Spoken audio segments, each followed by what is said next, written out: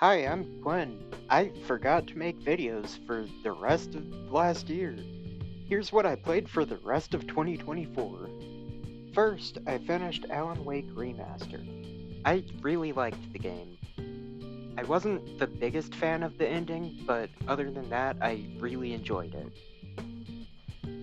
I also wasn't really a fan of how the DLC just felt like the rest of the game, but the DLC is included with Alan Wake Remastered, so it doesn't matter all that much. I would highly recommend playing Alan Wake Remastered. Next, I played through Resident Evil 3 Remake. I also really liked this game. It's a bit short for what it is, but what's there is fantastic. Next, I played more of Mario and Rabbids Sparks of Hope. I played from about halfway through the first area to close to the end of the second area. It's a pretty good game, but it's not really holding my attention. My biggest complaint is the enemies on the overworld that lead to smaller scale battles. They just don't add a whole lot, if you ask me, and it led to me feeling very burnt out very quickly. I'll definitely play more of this game at some point, but it's not one that I'm, desperate to go back to or anything.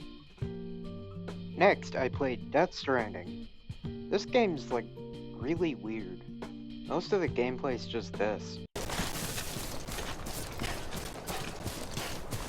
10 out of 10, one of the best video games I've ever played.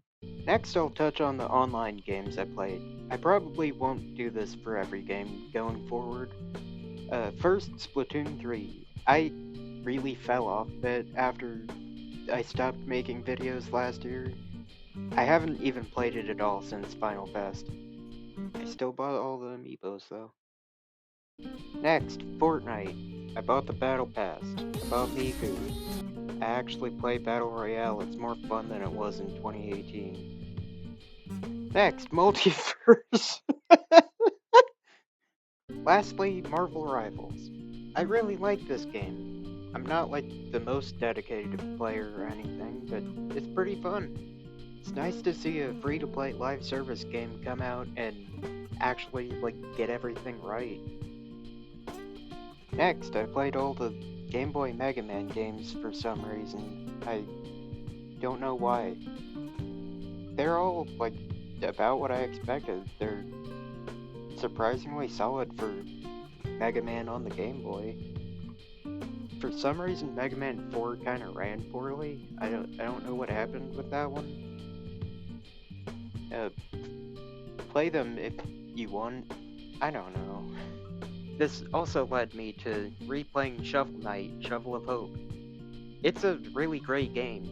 For whatever reason, I didn't really get into it too much my first playthrough. I kind of just rushed through the levels and finished the game without getting most of the collectibles or anything. I did that on this playthrough and really enjoyed it. Next, Prince of Persia. Honestly, this is my game of the year. It's a really good Metroidvania. It's a must-play. It's a shame it didn't get talked about very much in the Game of the Year conversations. Next, Persona 3 Reload. I also really loved this game. Persona's one of my favorite gaming franchises, so obviously I loved this game.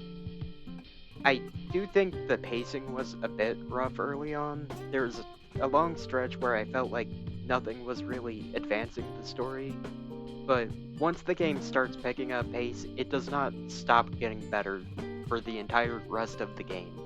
Minor complaints aside, I would definitely recommend this game. For my birthday, I received Shin Megami Tensei 5 Vengeance, Pikmin 4, and Unicorn Overlord. Starting with Unicorn Overlord, I haven't played it too much. I basically just played up through what the demo covered. I really like what I've played, but I just chose to focus on other stuff for now. As for Pikmin 4, it's been a really great game so far. I haven't quite finished it yet, but I've really enjoyed what I've played. Though it isn't quite scratching the same itch for me as Pikmin 1 did. I really love Pikmin 1. Pikmin 4's been fun, but it's not the same. Next, Shin Megami Tensei 5 Vengeance. I never actually played the original SMT5, so I haven't played the new Vengeance story yet. This is one of the most fun turn-based RPGs I've ever played. It is so much fun. The story is like really nothing special, but like it's fine. Maybe the other half is better. I might play it someday.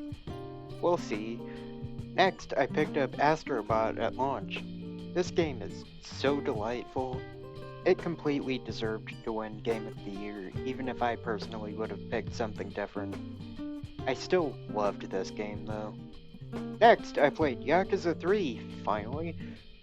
I finished my last video off saying that I'd play more Yakuza, and then I didn't for like 4 months. Yakuza 3 is pretty good. It's aged a lot more than I expected it to. Like, it's pretty clunky compared to the rest of the games, but it's still fun. It's still Yakuza. Next, I finally finished Sonic Superstars. There's a lot I like about this game, but it's not great. All the level design is like pretty good, but the bosses are just flat out terrible, and they get worse the further you go in the game. I don't know what happened there. I hope they do continue making classic Sonic games though. Like, let this team make another game, just teach them how to make good bosses or something. Next, I picked up Metaphor at launch. Playing this felt like playing Persona 5 for the first time again. I loved it. The story to this game is incredible. The characters are some of the best in any Atlas game. I did find the dungeons to be kind of underwhelming, especially compared to Persona 5. The first one's great, the rest of them are just kind of eh. Also, there's like a absurd difficulty spike right at the final boss of the game. Kinda left a bad final impression, but aside from that, this game is excellent. Next, I picked up all of these games from a used game store that went out of business near me. I haven't played any of them yet. Lastly, I got all of these games for Christmas. I'm not going to talk about them yet, but with me getting Final Fantasy VII Rebirth, I decided to finally buy the DLC for Part 1. I thought it was very good, but it was very short. Also, it felt like a complete ripoff as someone that had the game on PS4. For some reason, the DLC's PS5 only, which I didn't see why. And then also, it's $20, sometimes on sale for $15, while the full game with DLC included is regularly on sale for $15.20. It's just a complete ripoff. The DLC should be $10 full price, regularly $7.50 or something. Like, I don't get why it's like that. Anyways, that's all I played for the last 8 months of last year. See you next time where I'll actually make a video, maybe. We'll see.